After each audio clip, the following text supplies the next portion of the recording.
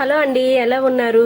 మనం ఈవేళ ఇంట్లోనే ఈజీగా కొబ్బరి కారపొడి తయారు చేసుకుందామండి. ఇది ఇడ్లీలోకి అన్నంలోకి చాలా టేస్ట్గా ఉంటుందండి. కారపొడి అంటేనే మనకి ఇడ్లీ గుర్తొస్తుంది. ఇడ్లీలో వేడి వేడి ఇడ్లీలోన చక్కగా ఈ కారపొడి వేసుకొని నెయ్యి వేసుకొని తింటే ఎలాగుంటుందండి, చాలా టేస్ట్గా ఉంటుంది. నోటికి ఏది సహించినప్పుడు ఇలా కారపొడి చేసుకొని తినండి, చాలా టేస్ట్గా ఉంటుందండి. మనము 2 ముద్దలైన ఈ కారపొడి అన్నంలో కలుపుకొని తింటే అంత టేస్ట్గా చాలా బాగుంటుందండి.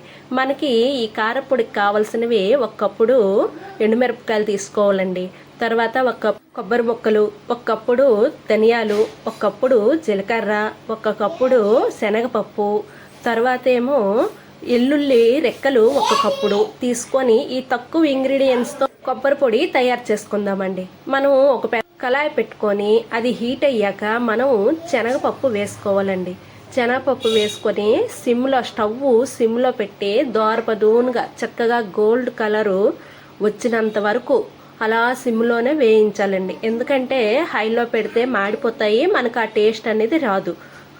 ఈ సిమ్లో పెడితే మనకి పప్పు అన్నది చక్కగా లోను కూడా చక్కగా కుక్ అయ్యి మనకి మంచి ఫ్లేవరు వచ్చిందాకా అది వేయించుకోవాలండి. చూడండి, సిమ్లోని అలా వేయించుకున్నాను, గోల్డ్ కలర్ వచ్చింది కదా, అది ఒక గిన్నెలోకి తీసుకొని ఉంచుకోవాలి. అదే ప్యాన్లోన చక్కగా జీలకర్ర వేసుకొని అది కూడా సిమ్లోనే వేయించుకోవాలండి.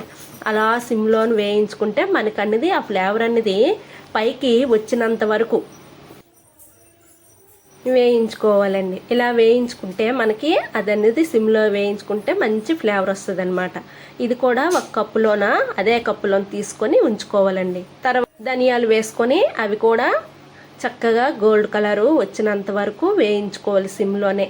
ఎందుకంటే నేను సిమ్లో ఎందుకంటున్నాను తెలుసా, సిమ్లోని వేయిస్తేనే ఈ పొడి అనేది మనకి టేస్ట్ బాగుంటుంది, కొద్దిగా నిల్వ ఉంటుందండి.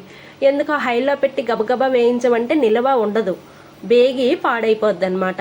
అందుకు సిమ్లోని వేయించుకొని మనం ఇది కూడా ఒక గిన్నెలోకి తీసుకోవాలి. తర్వాత ఎండుమిరపకాయలు ఇవి కూడా చక్కగా వేయించుకోవాలండి. కొద్దిగా కలరు మారినంత వరకు మనము కొద్దిగా, ఎక్కువ కాదు, మాడుగా వేయించకండి, కొద్దిగా కలరు మారితే చాలు. అది కూడా ఈ మిరపకాయలు కూడా చక్కగా ఎర్రగున్నవి తీసుకోండి. అవి తీసుకుంటే మనకి పొడి అనేది కలర్ఫుల్గా చాలా బాగుంటుంది అనమాట. చూడండి ఎలా అవి కూడా మనం ఏ కప్పులోనో తీసుకున్నా ఆ కప్పులోనే వేసుకోవాలండి. వేసుకున్న తర్వాత మనం కొబ్బరి ముక్కలు 1 కప్పుడు తీసుకున్నాం కదా, ఇవి కూడా సిమ్లో పెట్టి అలా వేయించాలండి. నేను గోల్డ్ కలర్ వచ్చినంత వరకు, ఎందుకంటే నేను పచ్చి కొబ్బరి తీసుకున్నాను కాబట్టి దీనికి టైం కొద్ది పడుతుందండి. మనం ఓపిక మీద అలా వేయించుకుంటే మనకి ఆ పొడి అనేది నిల్వ ఉంటుంది, లేకపోతే నీరుగా అయిపోద్ది అనమాట. అందుకు మనము కొద్దిగా అది గోల్డ్ కలర్ వచ్చినంత వరకు వేయించుకోవాలి. తర్వాత మనం స్టవ్ ఆపివ్వాలండి. ఆపేసిన తర్వాత దాంట్లోన ధనియాలు, జీలకర్ర, ఎండుమిరపకాయలు, తర్వాత శనగపప్పు, వెల్లుల్లి రెక్కలు, మిరపకాయలు వేసుకొని చక్కగా అది చల్లారనివ్వాలి. పూర్తిగా చల్లారిన తర్వాతే మిక్సీలో వేయాలండి. అలాగైతేనే మనకి పొడి అనేది నిల్వ ఉంటుంది. మనకి ఆ పొడి కూడా చక్కగా విడివిడిగా వస్తుంది అనమాట. వేడి మీద వేసామనుకో ముద్ద అయిపోతాయి. తెల్లుల్లి తడి కదండి, ఈ తడికి ఆ వేడి మీద వేసామంటే పౌడరు ముద్దలాగా అయిపోద్ది అనమాట. అందుకు పూర్తిగా చల్లారనిచ్చిన తర్వాత మనం మిక్సీ జార్లో వేసుకొని చూడండి పొడిగా ఆడించుకోవాలి. మరీ పేస్ట్ లాగా కాకుండా గవర్గా ఆడించుకుంటే మనకి పౌడర్ అనేది చాలా బాగుంటుందండి.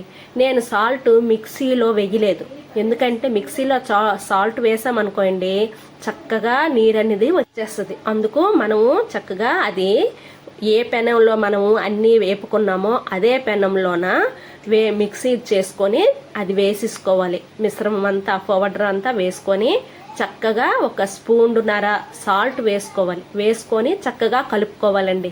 కలుపుకొని చూడండి ఎంత విడివిడిగా వచ్చిందో, పొడిలాడుకుంటూ కలర్ఫుల్గా చాలా టేస్ట్గా ఉంటుందండి.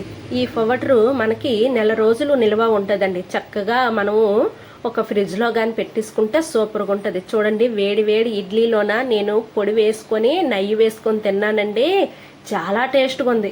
ఈ కొబ్బరి కారం అనేది మీరు ట్రై చేయండి, చాలా టేస్ట్గా ఉంటుంది, బాగుంటుంది. ఈ పౌడర్ అనేది మనము చక్కగా గాజు సీసాల్లోన నిల్వ ఉంచుకుంటే బాగుంటుందండి. ప్లాస్టిక్ డబ్బా కన్నా గాజు సీసాలో, మనం గాజు ఉంటాయి కదండి, ఆ గాజు సీసాలోన నిల్వ ఉంచుకుంటే మనకనేది ఇది అనేది బాగుంటుందండి. చూడండి, నేను ఆ బాక్స్లో పెట్టాను, చాలా టేస్ట్గా ఉంది.